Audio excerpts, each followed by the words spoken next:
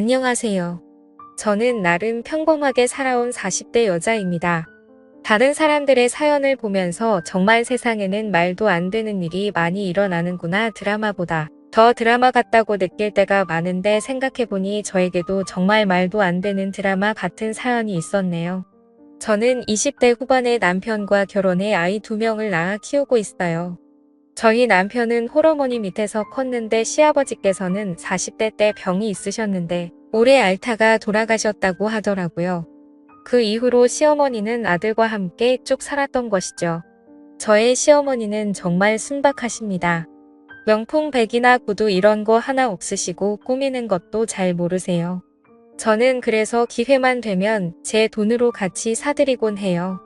그럴 때마다 비싼 거 뭐하러 샀냐며 부로 돌려주곤 하십니다. 억지로 손에 쥐어드리면 또 자랑하고 다니시더라고요. 며느리로서 너무 좋았어요. 선물할 맛나잖아요. 제 친정엄마 같은 경우에는 뭘 사줘도 다시 교환하는 게 일이시거든요. 취향이 워낙 뚜렷하셔서요. 그에 반해 우리 시어머니는 주는 대로 잘 쓰고 잘 입고 잘 드시고, 아무튼 정말 편했어요. 뿌듯하기도 했고요.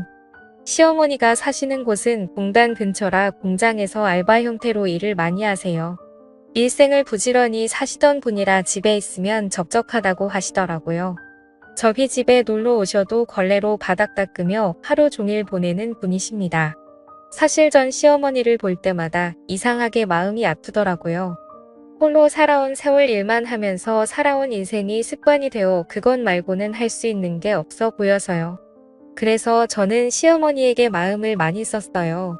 시간 내어서 방문도 드리고 주말마다 아이들 데리고 같이 식사도 하자고 했어요.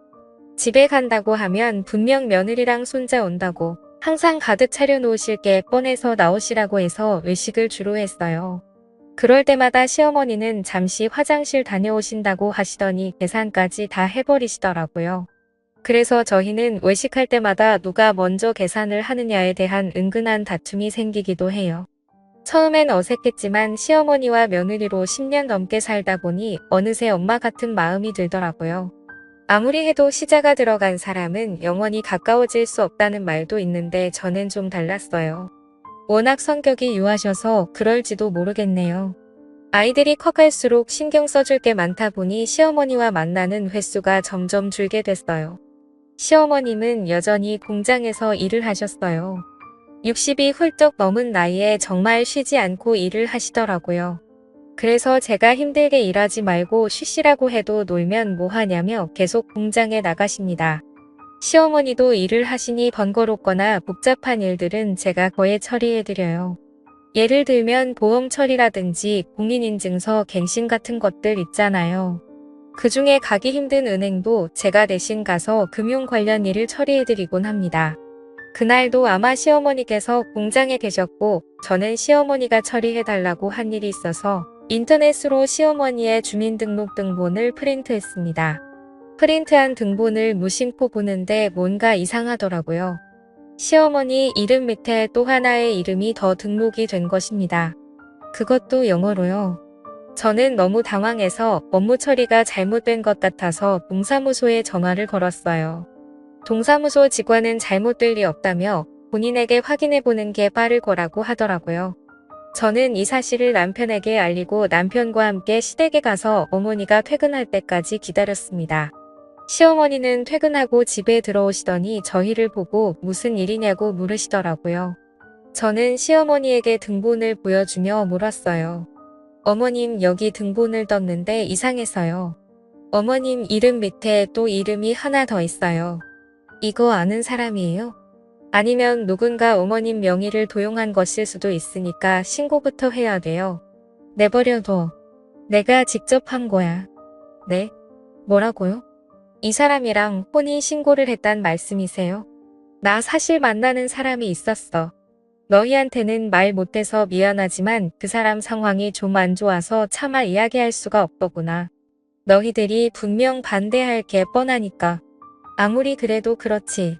어머님 이런 큰일을 혼자 결정하시고 통보하시면 어떡해요.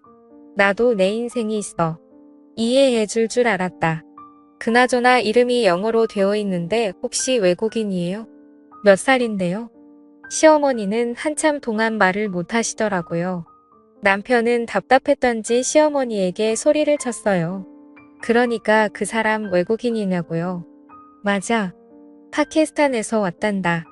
30살 좀 넘었고 남편과 저는 정말 말 그대로 얼어붙었습니다. 60이 넘은 시어머니가 30대 파키스탄인과 혼인신고를 했다니요. 저는 이 말 같지도 않은 말을 듣고 귀를 의심했어요. 시어머니는 그 사람과 공장에서 만났다고 하네요. 동료로 만나다가 정이 들었고 그 사람이 시어머니에게 진심으로 다가와서 시어머니도 그 사람과 자주 만났다고 합니다. 그리고 그 남자는 자기 힘든 일들을 시어머니에게 토로하기 시작했고 시어머니는 그 남자를 위로해주고 적극적으로 돕겠다고 나서기까지 하다가 혼인신고라는 사태까지 온 것이죠. 근데 큰 문제는 시어머니는 이것이 사랑이라고 믿고 있다는 것입니다. 어머님 그 사람 어딨어요? 월급도 많이 주는 대로 이직했어. 거기가 어딘데요? 모르겠네. 어머님 그걸 모르시면 어떡해요? 같이 살긴 했어요. 혼인신고 도장만 찍고 그 남자가 도망가 버린 게 아니고요. 어머님 말 좀 해보세요. 이게 얼마나 큰 사건인지 아세요? 내가 알아서 해. 아마 그 사람은 한국 비자 때문에 어머님한테 접근했을 거라고요. 호적에 등록해주니까 신나서 도망가 버린 거고요. 저는 속상한 마음에 시어머니를 다그쳤어요. 하지만 우리 시어머니는 계속 그 남자가 돌아올 거라고 믿고 계셨어요. 정말 답답할 노릇이죠. 어쩜 이렇게 바보 같으신지. 제 남편은 답답해서 밖에 나가서 담배를 피우고 있고 저는 계속 한숨만 쉬고 시어머니는 저희에게 계속 괜찮다고 하시고 총체적 난국의 순간이었습니다. 저는 일단 그 남자를 찾아야 했습니다. 분명 시어머니에 대한 마음은 진심이 아닐 테니 그 혼인신고를 취소부터 해야 했어요. 먼저 SNS를 뒤지면서 나름대로 추적을 해봤어요. 정말 서울에서 김서방 찾기가 이런 거구나 싶었죠. 그리고 시어머니가 살고 있는 동네에 있는 공장의 사장님들을 한 분씩 찾아냈습니다. 직접 발벗고 나서니까 의외로 쉽게 찾아지더라고요. 시어머니에게 혼인신고만 걸어두고 도망간 그 남자는 공단 내의 다른 공장에서 일하고 있더라고요. 그 공장 사장님은 이름을 듣더니 바로 알더라고요. 얼마 전에 이직했고 나이도 30대 다 일치했어요.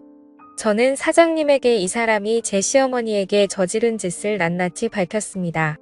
그런데 사장님이 갸우뚱하더라고요. 그놈이 그럴 리가 없는데. 네? 왜요? 나한테 파키스탄에 있는 아내랑 자식들 사진도 보여줬거든요. 아내랑 자식까지 있어요? 네. 설마 유부남인데 그런 짓을 했겠어요? 잠시만요. 불러올게요. 사장님은 그 남자를 불러오겠다고 했어요. 잠시 후 사장실 문을 열고 그 남자가 들어왔어요. 저희 시어머니의 법적 남편을 대면하게 되었네요. 저는 의사소통을 어떻게 해야 될지 몰랐는데 그 남자 한국말을 유창하게 잘하더라고요. 저는 저희 시어머니의 이름을 댔어요. 그 남자의 표정이 약간 움찔하더라고요. 아내와 애까지 파키스탄에 있다면서요. 이거 사기 결혼인 거 알죠? 어머님을 사랑했습니다. 사랑은 무슨. 그런 사람이 다른 공장으로 이직하고 도망을 가요? 미안합니다. 이혼 소송 진행할 거니까 그렇게 알고 있어요. 그리고 사장님 이 사람 해고하지 않으면 저 인터넷에 이 사람이 한 짓들 공장 이름이랑 같이 뿌릴 거니까 어서 하세요. 빨리 꼬리 자르는 게 좋을 거예요. 저는 사장님에게 이 남자의 해고를 권유했고 사장님도 사태의 심각성을 눈치챘는지 알겠다고 바로 인사 조치하겠다고 약속하셨어요. 문제는 저희 시어머니였습니다. 시어머니는 갑자기 저를 대구로 부르시더니 저에게 말씀하시더라고요. 이혼 소송 난 안 한다. 네? 그게 무슨 말씀이세요? 그 남자 사기꾼이에요. 어머님 아시잖아요. 사기꾼이고 뭐고 난 모르겠고 그냥 난 이대로 살란다. 뭐 내 인생 달라지는 것도 없잖아. 그냥 이대로 죽으면 그만인걸. 그 남자가 어머님을 이용한 건 화 안 나세요? 저는 너무 화가 나고 괘씸해요. 그 사람 불쌍한 사람이야. 여기서 돈 못 벌면 지 나라에 있는 아내랑 자식들 굶어 죽는단다. 거기서는 월급이 여기보다 훨씬 적고 유부남인 거 아셨어요? 어머님 진짜 알고 혼인신고까지 하신 거예요? 거기는 부인을 4명까지 둘 수 있다고 하더라. 어머님 제정신이세요? 어제 나한테 찾아와서 싹싹 빌더라. 자기 한 번만 살려달라고. 한국 비자 취소되면 갈 곳 없이 그냥 죽어야 된다고 하더라. 그걸 보고 어떻게 이혼 소송을 진행하니? 저는 어머님을 계속 설득했어요. 그 남자의 의도 자체도 불순하고 너무나 의도적으로 접근한 게 맞는데 어머님은 순진하게도 그 남자가 불쌍하다는 이유만으로 그냥 덮어주려고 하시더라고요. 더 이상 제가 관여할 문제가 아닌 것 같기도 하다는 생각이 들더라고요. 어쩌면 시어머님이 원하는 대로 내버려 두는 게 맞을지 고민이 됐습니다. 저걸 시어머니의 사랑이라고 믿어도 되는 건지 이해해드려야 하는 건지 저조차도 헷갈리기 시작했어요. 그런데 파키스탄에서 아무것도 모르고 남편과 아빠를 기다리고 있을 이름 모를 아내와 자식들을 생각하면 또다시 괘씸해지더라고요. 혼자서 점점 근근하면서 저는 인터넷으로 사기 결혼에 대해서 검색을 해봤어요. 저희 시어머님 같은 사례가 은근 있더라고요. 물론 외국인과 결혼해서 잘 사는 부부들이 많지만 시어머님 같은 경우에는 그냥 이용만 당한 것 같았어요. 그런 악질인 사람들이 종종 있다고 합니다. 사람의 진심을 이용하는 사람들은 정말 천벌을 받아야 한다고 생각해요. 그거야말로 잔인한 범죄죠. 하지만 저와 의견이 다른 시어머니 탓에 그렇게 저는 시어머니의 일에 대해 손을 놔버렸습니다. 어느 정도 포기 상태였던 것 같네요. 그저 별일이 없으면 다행이지 무소식이 희소식이지 하면서 지냈어요. 남편도 시어머니를 다신 안 보고 싶다고 외면해 버리더라고요. 그렇게 지내니까 또 시간은 금방 가긴 갔어요. 가끔 시어머니가 어떻게 지내실까 생각은 들었지만 설마 무슨 일이야 있겠어 하는 마음이 컸던 것 같아요. 제가 평소 친구들에게도 오지랖이 넓은 편인데 시어머니에게도 괜한 오지랖을 떨었다 싶기도 했고요. 그러다 시어머니는 저에게 전화를 해오셨습니다. 목소리가 매우 안 좋으셨어요. 저에게 대뜸 마음을 바꾸셨다고 하네요. 이혼 소송을 도와달라고 하더라고요. 들어보니 그 남자가 은근히 생활비를 요구하기 시작했고 가끔 자기 뜻대로 되지 않으면 손찌검을 했다고 합니다. 덜덜 떨리는 목소리로 여태껏 있었던 일을 말씀하시더라고요. 갑자기 얼굴이 차갑게 싹 식어서 날 보는데 살기가 느껴지더라니까. 이건 도저히 아닌 것 같더라. 정말 내가 부끄러워서 말할 것도 없고 미안하다. 못난 시험이라서 내가 너희 말을 들었어야 했는데. 괜찮으세요? 나 좀 도와다오. 응. 저랑 같이 변호사 만나러 가요. 저는 시어머니의 이혼 소송을 도와드렸어요. 살다 살다 시어머니의 이혼 소송까지 도와주게 될 줄은 꿈에도 몰랐네요. 그것도 30대 남성과의 이혼 소송을요. 시어머니는 차마 아들 얼굴은 볼 자신이 없다고 하시더라고요. 저희 가족이 다 같이 모이는 날은 아마도 시간이 좀 더 걸릴 것 같네요. 내심 시어머니가 마음을 다시 다잡으셔서 다행이라고 생각해요. 하마터면 범죄자에게 발목이 잡힐 뻔했으니까요. 법적인 남편이라는 이유로 얼마나 또 이것저것 저희에게 요구를 했겠어요. 시어머니의 유산까지 탐냈을 게 분명해요. 그런 생각만 하면 아주 소름이 끼칩니다. 법정은 결국 저희의 편을 들어주었습니다. 본국에 부인을 두고 결혼한 남자에 대해 결혼 이민 체류자 자격을 인정하지 않고 체류를 정지시키기로 했대요. 결국 그 남자는 꼼짝없이 파키스탄으로 돌아가게 되었지요. 자신의 이득을 위해 사람의 진심을 가지고 장난치면 그 끝이 어떻게 되는지 그 남자가 꼭 알았으면 좋겠네요. 마음 같아서는 그 남자의 아내와 자식들에게도 이 사실을 알리고 싶었지만 연락할 수 있는 방법이 없더라고요. 아쉬울 따름이었습니다. 집에 모셔다 드리는 길에 시어머니를 힐끗 보는데 씁쓸한 표정을 짓고 계시더라고요. 아무래도 나름대로의 추억이 많이 떠올랐나 봅니다. 감히 마음을 헤아릴 수 없어서 아무 말도 건네지 못했네요. 그 이후로 저는 시댁에 자주 놀러 가고 있어요. 제 친구들은 저에게 뭐하러 시어머니를 챙기냐고 하지만 그 일을 겪고 난 후 마음이 외로우실까봐 걱정이 되더라고요. 든 자리는 몰라도 난 자리는 티가 난다고 하잖아요. 못난 놈이었지만 그래도 마음을 주고받았던 사람인데 오죽할까요?